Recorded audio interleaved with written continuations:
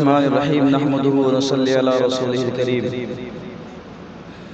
عزیز بچوں، جیسا کہ آپ سب کو معلوم ہے کہ آج کا دن وہ بابرکت وہ معتبر دن ہے جس دن کے ہمیں انگریزوں کے تسلط، انگریزوں کے ظلم و ستم سے چھٹکارا ملا تھا۔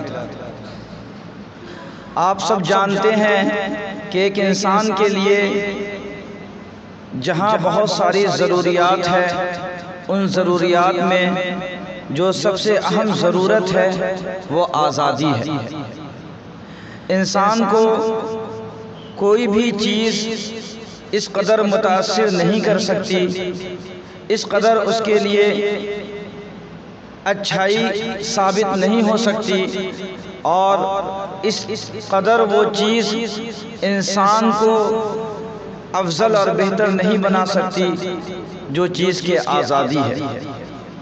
اور اسی خواب کو لے کر ہمارے ہندوستان کے مجاہد آزادی نے ایک قدم اٹھایا تھا، ایک تحریک چلائی تھی کہ ہمیں زندگی میں جو سب سے زیادہ قیمتی چیز ہے وہ آزادی ہے۔ انسان جب آزاد رہتا ہے تو آزاد ہو کر کے وہ جو کام انجام دیتا ہے اس کام کے اندر وہ کام بخوبی پائے تکمیل تک پہنچتا ہے۔ آزادی ہر ایک کے لیے بہت ہی اہم جز ہے، بہت ہی اہم پہلو ہے، اور اسی خواب کو لے کر ہمارے مجاہد آزادی نے ایک قدم اٹھایا، ایک بیڑا اٹھایا، ایک ان کی خواب تھی، ایک ان کا خواب تھا جس کی تعبیر آج ہم اپنے آپ میں دیکھ رہے ہیں۔ اور آزادی ہمیں یہ پیغام دیتی ہے کہ زندگی جب تک رہے ہماری، ہم کسی ظلم کے آگے نہ جھکے، ہم اپنے اصول اور ضابطے سے بغاوت نہ کریں۔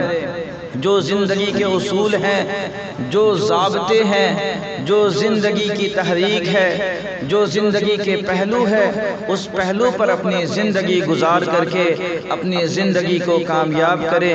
کبھی ظلم اور ستم کے آگے جھکے نہیں، ڈرے نہیں۔ اسی خواب کو لے کر ہمارے مجاہد آزادی نے ایک بیڑا اٹھایا، اور اللہ تبارک و تعالی نے ان کے اس خواب کو مکمل تعبیر کر دکھایا۔ جو خواب ہم دیکھ رہے ہیں اور جس کی حقیقت ہمارے سامنے ہے، تو ہم سب اپنے دل میں یہ عہد کریں کہ ہم جب تک زندگی گزاریں، جب تک ہماری زندگی رہے، کبھی بھی کسی ظلم کے آگے نہ جھکیں، نہ کبھی ظلم کے آگے سجدہ ریز ہوں، نہ کبھی اپنے اندر ظلم جیسی صفت کو جو ہے اپنے اندر آنے دیں۔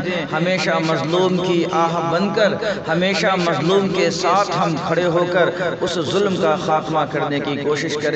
تو ہم سب کا یہ عہد ہے، اور آج کی جو یہ پیغام ہے اور آج کا جو یہ نشست ہے اس کا بھی یہی پیغام ہے کہ ہم جب تک زندگی گزارے اپنے اصول اور ضابطے اور نظام کے ساتھ زندگی گزاریں۔